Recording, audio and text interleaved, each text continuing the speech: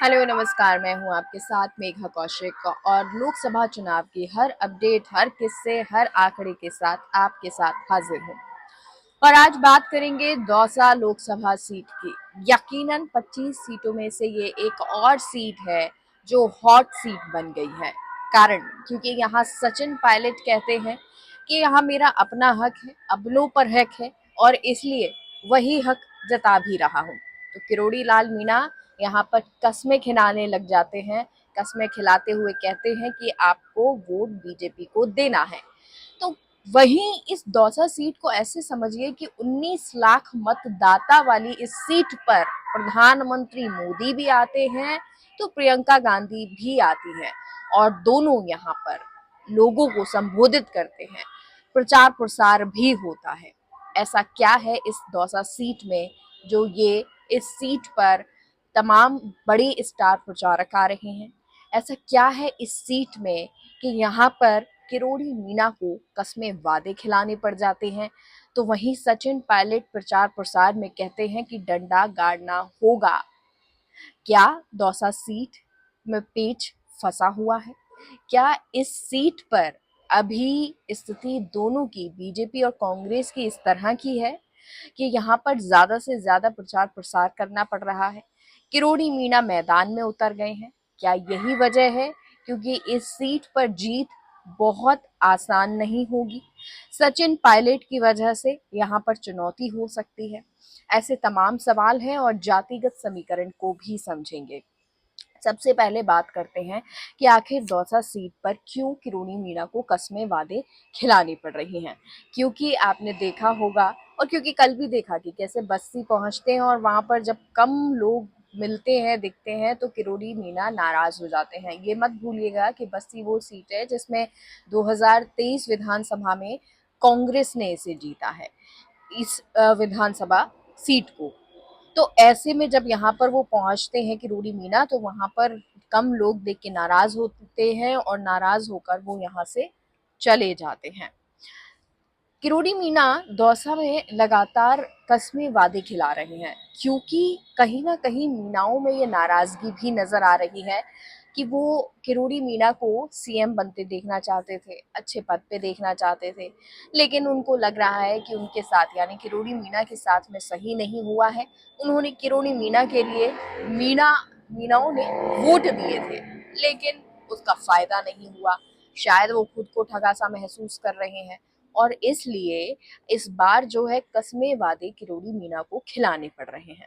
वो दौसा में जहां जहां पर जा रहे हैं, इससे जब महुआ गए थे तो वहां पर उन्होंने कसम खिलाई थी कि वोट देना नहीं तो मंत्री पद त्याग दूंगा। अब एक और जगह बांदीकुई में पहुंचते हैं, वहां पर भी उन्होंने कसम खिला दी है कि वोट देना होगा। आरक्षण का मुद्दा बार बार उठ रहा है तो उसके लिए भी कह रहे हैं कि आरक्षण बिल्कुल खत्म नहीं होगा, इसके बारे में भी मत सोचिए। तो कहीं ना कहीं मीणाओं में शायद नाराजगी है और इसी नाराजगी को भरने की कोशिश किरोड़ी मीणा कर रहे हैं। किरोड़ी मीणा चाह रहे थे जब टिकट बटा नहीं था उस वक्त में कि उनके भाई जगमोहन मीणा जो है उनको टिकट मिल जाए। जसकौर मीणा अपनी बेटी को टिकट दिलवाना चाहती थी और इसी में तनातनी में पेच फंसा रहा। आखिरकार एक इसका सरल तरीका निकला और कन्हैया मीणा को टिकट दे दिया गया।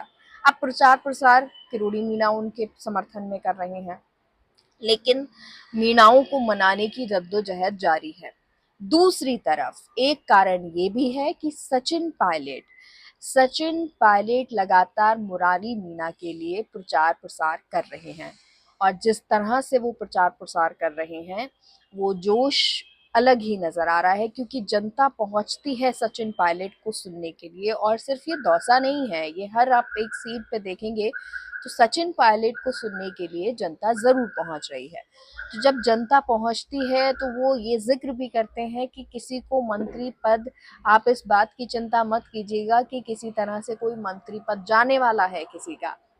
फिर जब मंत्री पद त्याग दूंगा की बात किरोड़ी मीणा करते हैं तो उन्होंने प्रियंका गांधी के सामने, जब प्रियंका गांधी कल पहुंची थी, इस दौरान भी उन्होंने कह दिया कि किसी को मंत्री पद त्यागने की जरूरत नहीं है, बड़ी मुश्किल से मंत्री पद मिला है। यानी बातों बातों में जो तंज है सचिन पायलट ने कस दिया है और उन्होंने इस बात का जिक्र जो मीणाओं में कहीं ना कहीं थोड़ी सी आ, कहे कि दुख है या इस बात को वो लेके बैठे हैं मन में कि जिसके लिए वोट दिया उसको वो पद या वो जगह नहीं दी गई, तो वो शायद उस पर चोट करने की कोशिश सचिन पायलट ने की है। और क्योंकि मीणा वोट बैंक या फिर कहीं गुर्जर वोट बैंक, मीणा सबसे ज्यादा है दौसा में, दौसा लोकसभा सीट की बात करूं तो, और उसके बाद मीणा के बाद गुर्जर आते हैं, ब्राह्मण आते हैं, बैरवा आते हैं, इसके अलावा आपके मुस्लिम आते हैं, ये सभी जातियां इसके बाद रहती हैं और इनकी भी अपनी अच्छी तादाद है, तो इनकी भी अपनी एक महत्ता रहती है। क्योंकि दौसा से सचिन पायलट का लगाव है, उनकी माताजी, उनके पिताजी यहाँ से जीते हुए हैं, उनका गढ़ रहा है, तो इस बात को बीजेपी भली भांति जानती है कि अगर सचिन पायलट वहां पर लगे हुए हैं, प्रचार प्रसार कर रहे हैं, वो ये कह रहे हैं कि ये यहाँ के लोगों पर मैं अपनापन रखता हूँ, अपना हक समझता हूँ और हक समझ के कह रहा हूँ कि इस बार आपको डंडे गाड़ने हैं, तो फिर बीजेपी के लिए चिंता की बात हो जाती है। क्योंकि ये सचिन पायलट की लड़ाई है, यानी सचिन पायलट यहाँ पर मुरारी मीणा के लिए डटे हुए हैं, और अगर सचिन पायलट वहाँ अपनेपन की हक की बात करते हैं तो वहाँ के मतदाता अपनेपन के हक का कर्ज कहें या जिम्मेदारी कहें, उसको शायद अदा करेंगे, शायद हो सकता है अदा करें, और या हो सकता है कि मोदी का चेहरा या किरोड़ी मीणा की बात जो है एक बार फिर से जो तमाम मीणा है या जो वहाँ का वोटर है जो किरोड़ी मीणा जो पकड़ रखते हैं उसको वो एक बार फिर से मान लें। क्योंकि किरोड़ी मीणा, एक आपको याद होगा कि अब से कुछ दिन पहले जब प्रधानमंत्री मंच पर मौजूद थे और किरोड़ी मीणा से उन्होंने हंसकर उनके हाथ पर मुक्का मारा था, तो शायद कहीं कोई बात मन में रही हो किरोड़ी मीणा के, तो वो बात भी शायद अब क्लियर कर ली गई होगी, शायद उनके मन में अब कुछ नहीं रहा होगा, और इसलिए शायद वो पंचों के साथ पानी पीते हैं और फिर उसके बाद कहते हैं अब कोई दिक्कत नहीं है। वो जाते हैं लोगों के साथ में, उनको कस्में वादे देते हैं। वो जब प्रधानमंत्री आते हैं तो उनकी गाड़ी में एक साइड मौजूद होते हैं, एक तरफ कन्हैया मीणा मौजूद होते हैं तो एक तरफ किरोड़ी मीणा मौजूद होते हैं, और किरोड़ी मीणा लोगों को फ्लाइंग किस करते हुए नजर आते हैं। तो उनका अपना एक जलवा है और वो जलवा शायद बरकरार भी है, और उस इसलिए ही बीजेपी ने किरोड़ी मीणा को वहां सक्रिय कर रखा है। और आपको नजर आ रहा होगा कि मुरारी मीणा, कन्हैया मीणा तो दोनों सक्रिय हैं, लेकिन उनके साथ साथ इस जगह पर सक्रिय हैं तो सचिन पायलट और किरोड़ी मीणा। तो यानी ये सीट कंफर्म है कि फंसी हुई है, और अगर इस सीट पर मुरारी मीणा जीतते हैं तो फिर ये जीत किसकी होगी, और अगर वो हारते हैं तो ये हार किसकी होगी। ये तमाम बड़े सवाल हैं, लेकिन ये मतदाता पर निर्भर करता है कि वो किसको वोट देगा, किसकी तरफ जाएगा, क्योंकि लोकसभा चुनाव है और लोकसभा चुनाव में स्थितियां बहुत अलग होती हैं। वोटर के दिमाग में बहुत कुछ चल रहा होता है और वो केंद्र में क्या देखना चाहता है उसी हिसाब से स्मार्ट होता है वोटर, तो वो उसी हिसाब से वोट भी करता है। बहरहाल अगर विधानसभा 2023 की बात करें, 8 सीट यहाँ पर हैं और इनमें से 3 कांग्रेस के खाते में गई थी और 5 जो सीटें हैं वो बीजेपी के खाते में गई थी। 3 में से एक बस्सी भी है जहां पर किरोड़ी मीणा नाराज हो गए थे क्योंकि वहां कल कम भीड़ आई थी और बिना भाषण दिए उन्होंने कहा कि यहाँ पर मैं भाषण नहीं दूंगा, मैं मोदी जी को कह दूंगा कि यहाँ के लोग पागल हो गए हैं। यानी यहाँ मशक्कत कड़ी करनी पड़ रही है। और इसी तरह से थानागाजी है और खुद दौसा सीट है जहां पर बीजेपी ने माफ कीजिएगा, कांग्रेस ने जीत हासिल की थी।